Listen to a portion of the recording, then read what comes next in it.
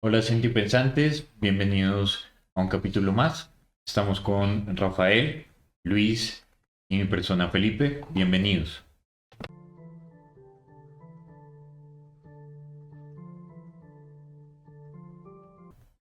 Bueno, muchachos, vamos a reaccionar hoy a una canción que llegó a nosotros a través de un TikTok.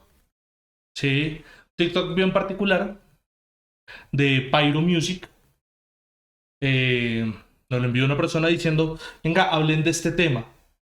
Y más que reaccionar al TikTok, que de hecho vamos a contextualizar un poco, habla de el estar agotado, el estar sobrecargado, pero al mismo tiempo tener que responder a una cantidad de demandas de cómo tienes que hacer para no estar agotado. Que lo único que hacen es agotarte más. Entonces, claro, vamos a hablar de las emociones, pero entonces las emociones solo son válidas así. Vamos a procesar las emociones, pero entonces las emociones tienen que ser procesadas así. Y siento que hay un poco de agotamiento en eso, porque esta mujer nos cuenta un poco de, bueno, se abre un escenario de libertad, pero pareciera que esta libertad no es tan libre. Pareciera que esta libertad nos llena también de un sentimiento de pesadez. Y dice ella, claro, como que abrimos los ojos, vimos un montón de cosas y queremos afrontarlo todo el tiempo. Y eso nos sobrecarga. Y eso es un poquito como la introducción de ese TikTok para hablar de esta canción que ella nos recomienda al final. Por supuesto, estaba pensando de pronto tres puntos centrales de ese TikTok. Uno es como la idea de esta carga generacional que tenemos alrededor de la salud mental, del cuidado de nuestras emociones. Luego viene ese espacio que se crea para poder reflexionar sobre ellas, conocerlas. Pero ella en ese tercer punto, que ahí es como lo interesante de lo que trata de transmitir y es, ahora que lo sabes, eres responsable de hacer algo al respecto. Entonces, eso visto como una carga más ante los distintos desafíos que tenemos en nuestra vida cotidiana, con respecto a nuestras emociones, nuestras relaciones, lo que ella mencionaba también acerca de eh, ya no solo es sentir las cosas, sino entenderlas, escribirlas. Y una vez haces eso, la pregunta es, pero si llevo toda mi vida no entendiendo cómo es esto, ahora cómo me responsabilizo cuando lo descubro, por decirlo de alguna forma. Y si hay algo importante allí que creo que está tocando, que en efecto, digamos, entra en todo este terreno terapéutico y de cómo se está abordando la terapia o lo que hace un psicólogo, lo que hacen los profesionales de la salud mental alrededor de esto. Que siento que ahí tocabas un punto importante que era el contexto un poco de la historia del asunto, ¿no? Que es lo que es generacional, diferentes espíritus del momento que hay en diferentes discursos y generaciones. Entonces era un poco como en estos cambios generacionales, no sé, unas eras un poco más conscientes, es un poco cómo se da ese cambio, hasta esta psicoeducación al respecto, ya que no hay los recursos, pues para, ¿no? Ella decía un poco, si toda la vida nos han educado de una forma, hasta para cerrarnos en nuestras emociones, ahora no solamente es abrirse, sino una demanda, lo que tú mencionabas un poco a tramitarlas de cierto punto, lo que es más demandante aún, ¿no? En Ujú. relación hasta la misma demanda, ya solamente exponerse y expresar, que en relación al espíritu del momento, como digamos hasta del siglo pasado, si es que se piensa que también hay un cambio, ella también menciona un poco como lo del año, ¿no? O sea, como también sean estos ciclos que presentan hasta generan las más demandas, hasta si quieres el mismo ciclo de la edad y cada demanda por, no sé, pensémoslo como generacionalmente y demandas también como en la historia de vida puntual, ¿no? Y también lo que Del pasa en los ciclo de años desarrollo. hasta el ciclo de desarrollo y pues también los ciclos como digamos de trabajo o hasta mundiales, ¿no? Como culturales si quieres, como, o por lo menos de Occidente. Entonces es muy interesante cómo ella pone de frente el contexto, ¿no? Al que nos vemos enfrentados tanto como culturalmente, individualmente y hasta socialmente, ¿no? Un poco eso. Que siento que precisamente para poderlo sintetizar hasta allí se está tanto la demanda que pues una canción, ¿no? Un tema musical, que es lo que pues vamos a reaccionar en este momento. Efectivamente, entonces pues vamos con la canción, a ver qué vamos viendo, dejamos un rato la canción, si vemos necesario la detenemos y luego continuamos.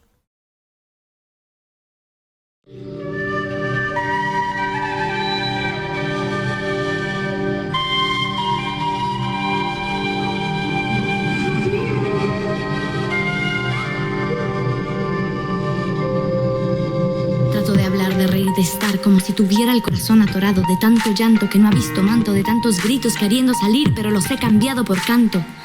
Una bocanada de aire sin oxígeno, sorda, atrapada, acorralada en mi silencio, intentando huir con mis recuerdos. Yo solo quiero una mano para dar el paso, una mirada que vierta en mí, una música en tonalidad mayor, sin letra. No es una canción, son los sonidos, una voz de madre, la de la mía o la de alguien más. Mis pulmones están agotados, mis ojos secos con lagrimales estancados, me ahogo.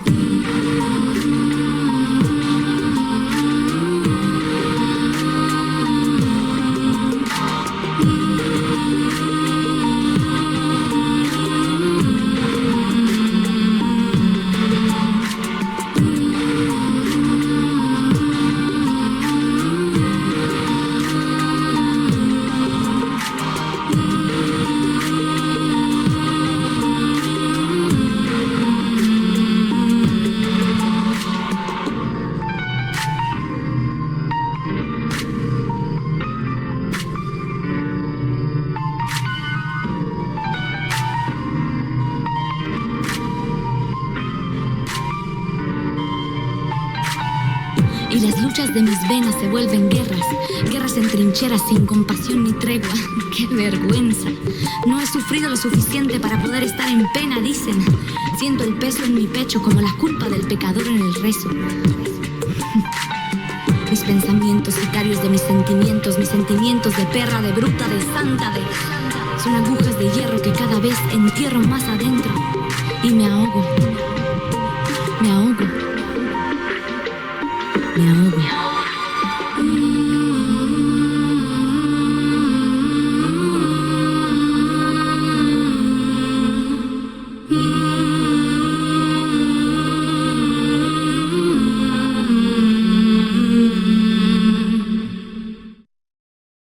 Bueno, creo que no había tiempo de hacer esa pausa a la mitad de la canción. Hay varias cosas que me llaman la atención de entrada y especialmente casi hacia el final. El final tiene este pedacito de mis pensamientos contra mis sentimientos. Sí, una metáfora bien interesante de cómo funciona la ansiedad. Sí, no, la ansiedad como trastorno, la ansiedad en muchos momentos. La validación de lo que siento, pero también lo que mis pensamientos dicen acerca de lo que yo siento. Y creo que ahí sí ha habido un problema grande en la ausencia de educación emocional que hemos tenido. Y es la emoción precede al pensamiento. La emoción precede al razonamiento. Sí, la emoción es mucho más rápida en términos biológicos. De hecho, nos da la antesala para lo que nos vamos a razonar luego. Pero ¿qué pasa cuando no soy capaz de aceptarla? Porque no es válida, no es permitida, no es adecuada, no es la esperada. ¿Sí? Eso me conecta así con una sensación total de ahogo. Pues porque la emoción también tiene una necesidad de expresarse. Y mirar cómo las emociones que aparte son la antesala a los sentimientos y esos sentimientos que creamos en diferentes roles, en diferentes escenarios, me dicen que yo para ser una persona coherente no puedo tener sentimientos disímiles. Y es como un intento integrativo que de integrativo no tiene nada. Es más como de apeñuscar a la persona y negarle sus capacidades polifacéticas. O contradictorias. O contradictorias. Sí, Sí. negar un poco esos sentidos, ¿no? Esos sentimientos que brotan un poco del análisis emocional y lo que se permite, que se me hace muy curioso precisamente lo que tú mencionabas, cómo subroga el sentimiento o hasta la parte emocional, el pensamiento y lo pone en una imagen de sicariato, ¿no? Que se me hace muy interesante como dice las venas se vuelven trincheras y empieza a haber una lucha interna. Entonces no solamente es no tener los recursos, sino hasta hay un manejo de ellos que hace que entre en una contradicción en sí mismo que irónicamente es lo que está pasando, pero hasta verla de cierta forma es lo que genera más sufrimiento, ¿no? En un momento ya menciona esta dualidad y hasta dice que vergüenza, que era un poco como lo que mencionábamos de cómo hasta ese contradicción misma que implica hasta darse cuenta de un cierto flujo de pensamientos, emociones y sentimientos, hasta está mal. O hay una vergüenza al respecto. Si pusiéramos el nivel de análisis frase por frase, en realidad hay bastantes contradicciones a las que nos invita la letra que son muy interesantes. Digamos, en ese principio también veía trato de hablar, de reír, de estar. Y en ese intento hay una especie de obligación, de un deber ser, ¿cierto? De momentos tal vez en donde no quiere hablar, pero trata de hablar. Momentos tal vez en donde no se siente como risueña, pero trata de reír. Ese deber ser, tal vez a veces esa fachada, como que se ha venido instalando por ese mismo espíritu de la época de la demanda de tienes que estar bien, porque es que lo tienes todo, tienes todas las posibilidades. Más adelante también nos habla de eso y es la contradicción o paradoja que puede existir alrededor de tener unos privilegios como si eso no te permitiera o más bien, como si el tener privilegios te excluyera del grupo humano sensible que también puede sufrir cosas más allá de tales o cuales privilegios. Eh, ese tema también de una bocanada de aire sin oxígeno es como ese corazón atorado, es ese llanto ahogado. Pero acá hay una cosa hermosísima musicalmente y es el mantra. ¿Cómo llora uno? Que está en ese, ahí está Hay un como... mantra muy parecido a ese sonido. Pero también es un llanto contenido, ¿no? Ajá. Es un llanto, No abre la boca. sí, es un llanto sin vocal, que creo que también es eso y es, tú decías algo ahorita, Pipe, respecto a ese deber ser y cómo, claro, las emociones tienen un relato biológico similar en todos, pero no deben ser iguales para todos. ¿Sí? Que conecta con esto que hablábamos un poco en la introducción, de pareciera que entonces también nos dicen cómo lo tenemos que hacer, como si solo hubiera un camino, como si no pudiera reconocer mi individualidad, como si no pudiera reconocer que tengo una forma particular de expresar, de vivir, de entender y que mi emoción no está ligada a lo que los demás dicen, esto te tiene que generar esto te tiene que generar esto. ¿Sí? Y lo interesante del tratar es que para mí el tratar no solo está ligado al deber ser, sino al no hacer completo, el hacer a medias. ¿Sí? Cuando yo trato de hacer algo, se queda en la mitad del proceso. Igual no lo completo. Puede porque no tengo la motivación, puede ser porque no sé cómo hacerlo. Incluso porque tratar en sí es una acción que va hasta la mitad. Exactamente.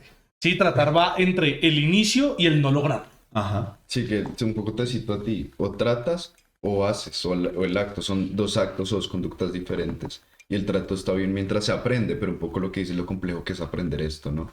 Y cómo se pueden aprender cosas un poco desde el juicio, desde el rol, porque se me hace también interesante un momento cuando hablaba como santa, bruta, pues empieza a jugar también con roles sobre la generación, pero también pues el ser mujer, ¿no? Que siento que ahí también hay hasta una responsabilidad emocional, ¿no? O sea, ser mujer implica hasta sentir y ojalá sentir bien porque pues culturalmente se supone que eran las emocionales o son las emocionales. Las O sea, que saben de las emociones, sí.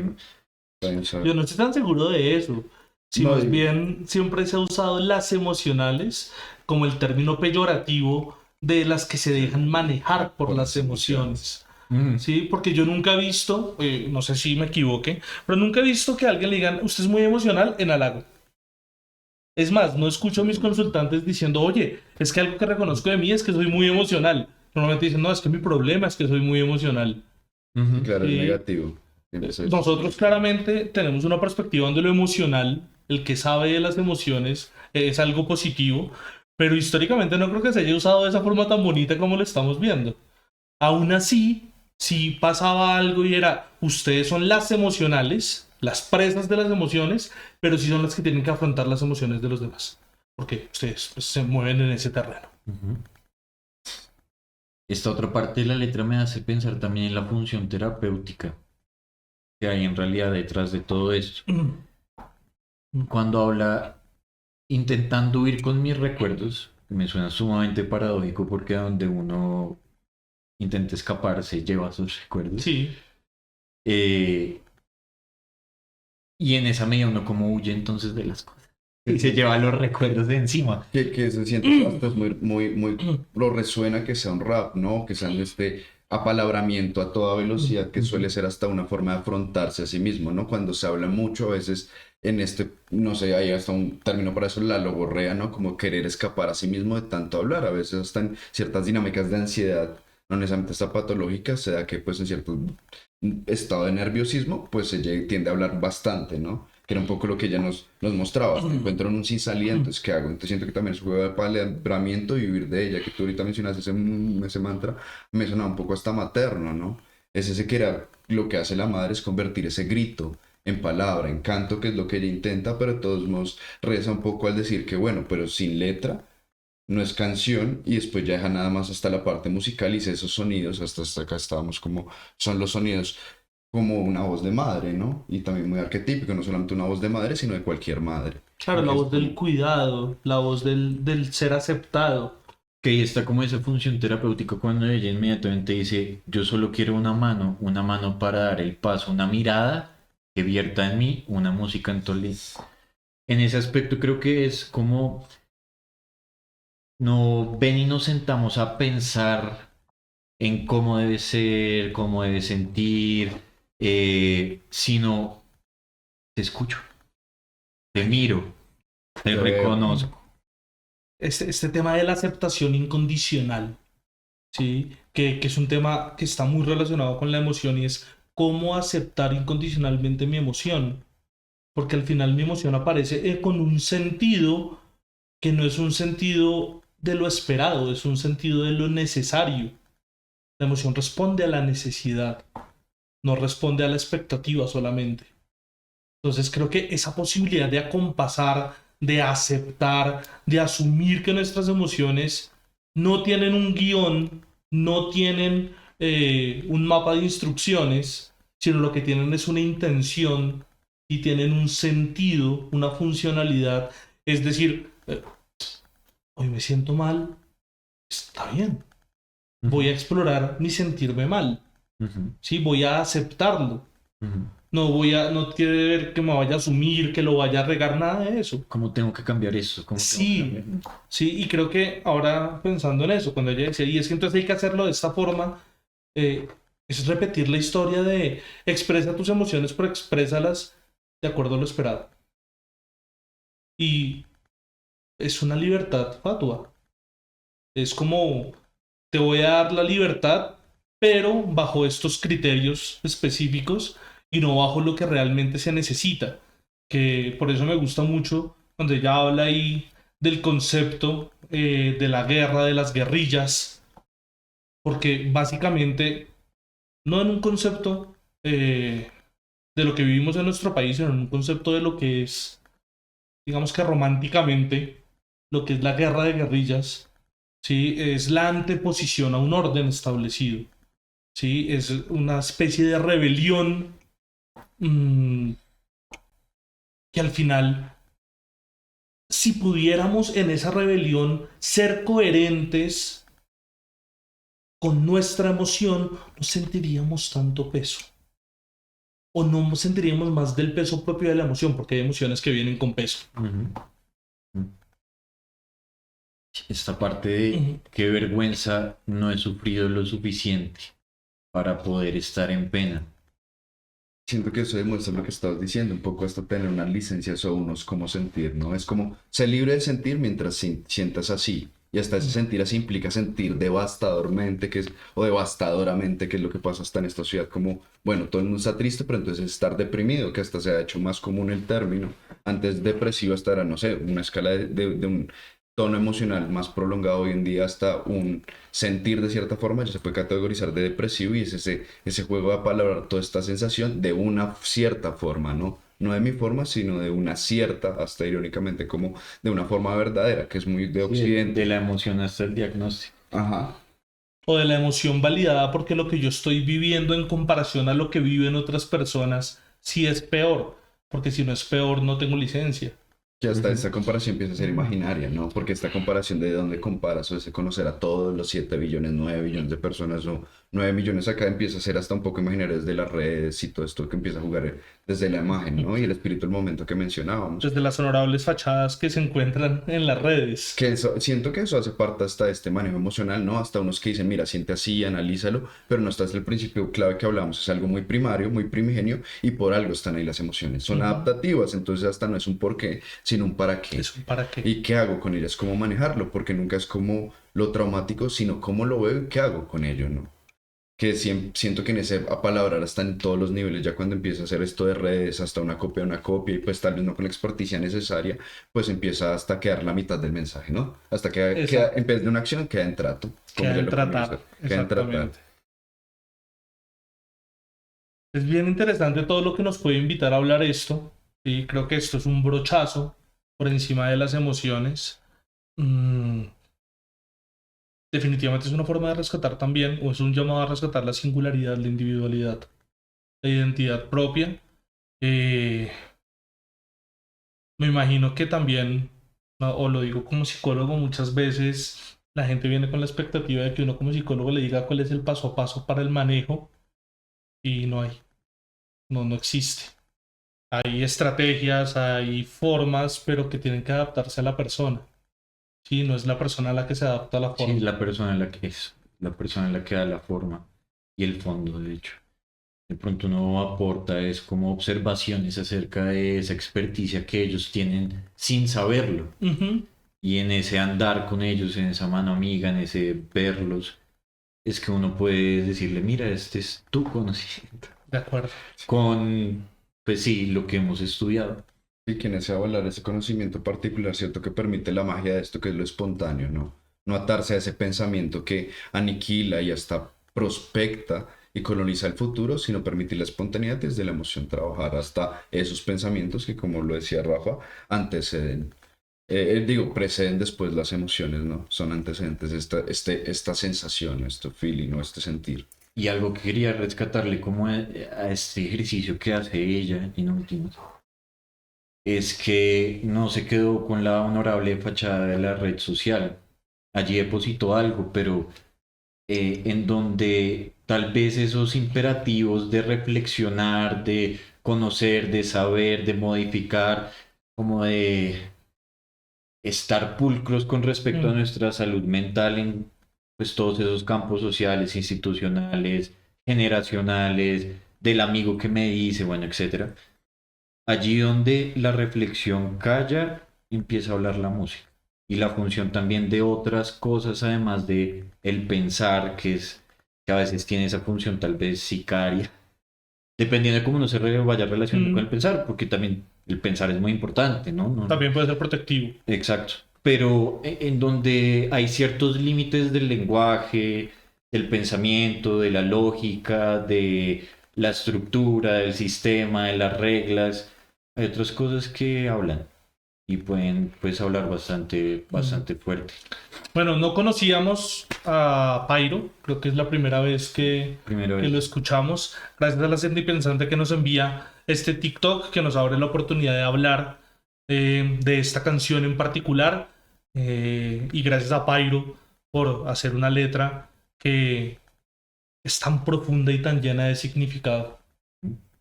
Y una música movedora. Definitivamente. Nos vemos en un siguiente video, Sentipensantes.